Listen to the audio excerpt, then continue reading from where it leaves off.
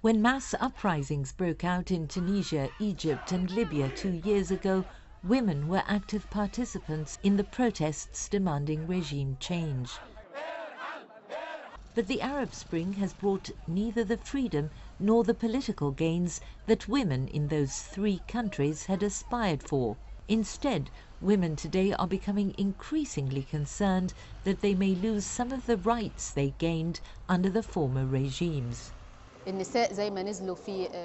Women who joined the Arab Spring protests side by side with the men were forgotten in all 3 countries in decision-making, discussions, and constituent assemblies.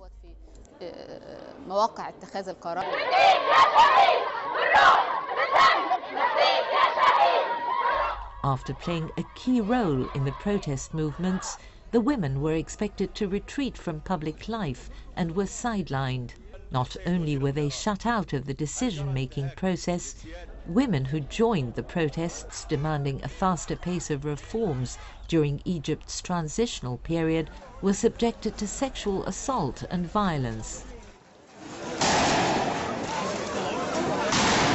But the women refused to be pushed back into the shadows and marginalized.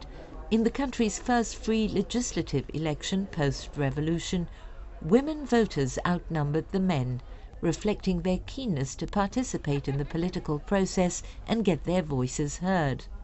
The result of the vote was, however, a shocking disappointment for Egypt's women.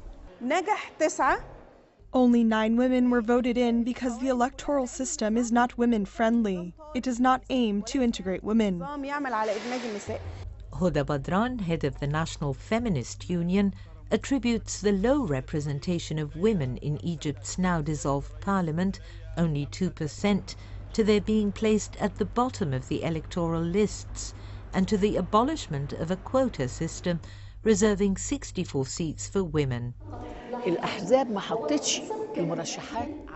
Political parties did not include enough women on their party lists.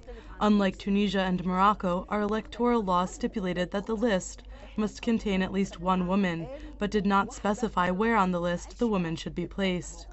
Many parties put women at the bottom of their electoral lists, and so they had little chance of being elected.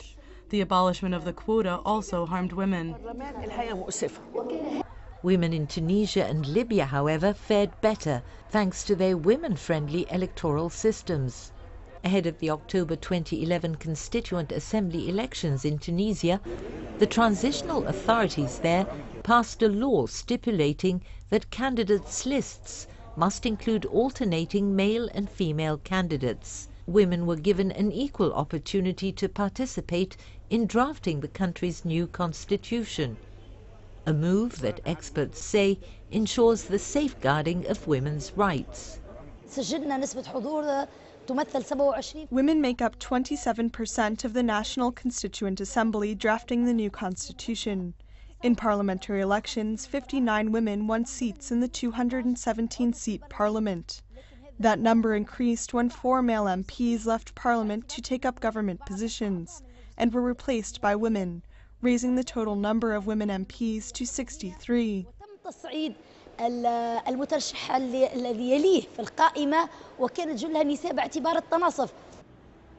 Unlike Egypt and Tunisia, where Islamist parties won the majority of the votes, Libya's first post-Gaddafi parliamentary election brought a parliament composed largely of an alliance of liberal parties. But the greatest victory for the Libyans was the inclusion of women. It was an honorable moment for women in Libya. 40% of Libyan voters were women, and women candidates won 33 seats, 32 through party lists and 1 independent. Women in parties had a higher chance of winning due to the zipper list, which required parties to ensure that women were included on the lists in alternating slots, both horizontally and vertically.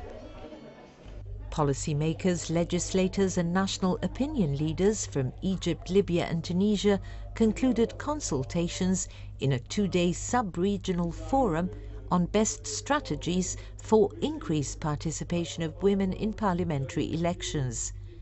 They shared experiences from the 3 countries in the forum organized by the UN Development Programme's Regional Center in Cairo, its Elections Support Project in Egypt, Libya and Tunisia, and the UN Entity for Gender Equality and the Empowerment of Women, UN Women Egypt.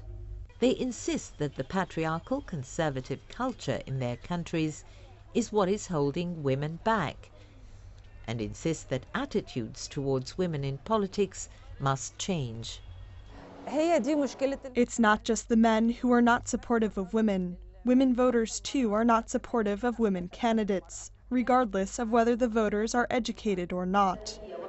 Experts say that in patriarchal societies, special measures are needed to ensure more adequate representation for women, but they say the choice of electoral system is even more important. Tunisia, that had a proportional representation system, could very much easier include special measures that would result in significant representation of women. In countries like Egypt and Libya, where they had mixed systems, they had different experiences. If you want to include special measures for women, the choice of a system is crucial. And majoritarian systems are not as women-friendly as proportional representation systems.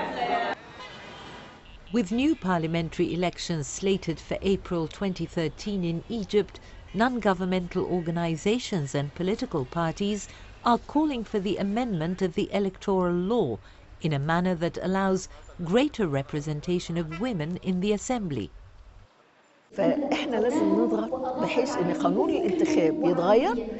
It is necessary to change the electoral law to ensure women's access to a reasonable percentage of parliament seats.